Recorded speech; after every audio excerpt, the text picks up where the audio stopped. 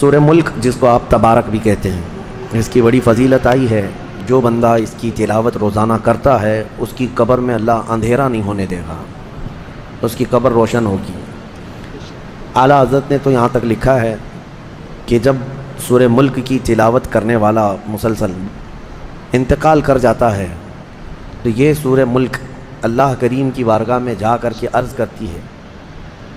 کہ مولا یہ مجھے تلاوت کرنے والا بندہ ہے،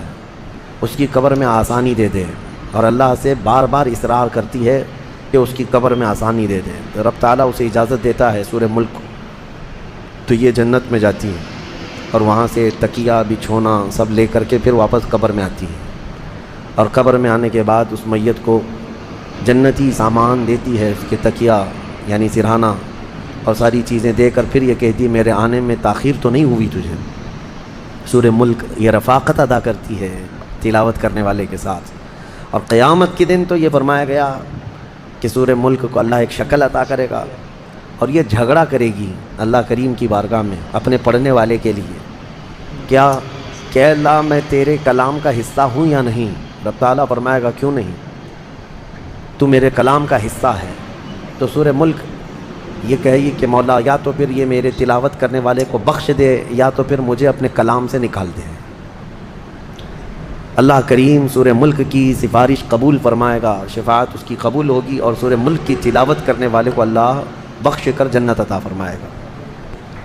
تو یہ اس کی فضیلت ہے، بڑی فضیلت والی سورہ ہے، اس کی تلاوت روزانہ جاری رکھو میرے عزیزو۔ میں نوجوانوں سے یہ کہتا ہوں تم تو ایئر فون لگا کر پتہ نہیں کیا کیا سنتے سنتے کب سوتے ہیں۔ کچھ لوگوں کو تو میں دیکھا ہے سفر وغیرہ میں دیگر جگہوں پر ان کے کان میں بجتے ہی رہتا ہے، وہ سوئے بھی رہتے ہیں اور صبح اٹھنے تک بھی ان کے کانوں میں وہ بجتے ہی رہتا ہے۔ یہ بیماری ہے یا تو ایڈکٹ ہو چکے کچھ لوگ، کیا بجتا رہتا ہے اتنا کنٹینیو کہ نیند میں بھی کچھ لوگوں کو عادت ہے کہ وہ کانوں میں لگا رہے۔ کیا ہی بہتر ہوتا کہ روزانہ سونے کے وقت تم کانوں میں سورہ ملک کی تلاوت لگا کر کے سو جاتے۔ مشکل سے 5 منٹ میں تلاوت، اگر کسی اچھے قاری قرآن سے سنتے ہیں تو 5 منٹ، ورنہ 2-3 منٹ میں یہ قرآن اگر حدر کے ساتھ اس کو پڑھ لیا جائے تو زیادہ سے زیادہ 3 منٹ میں یہ سورہ ملک پوری ہو جاتی ہے۔ 3 منٹ میں سورہ ملک پڑھ بھی سکتے ہیں یا سن بھی سکتے ہیں، لیکن لوگوں کی آج مینٹلٹی ایسی بنی ہوئی ہے کہ ان کو دھن چاہیے، گانے باجے اور میوزک چاہیے۔ میں یہ کہتا ہوں کہ گانے باجے تو چھوڑو،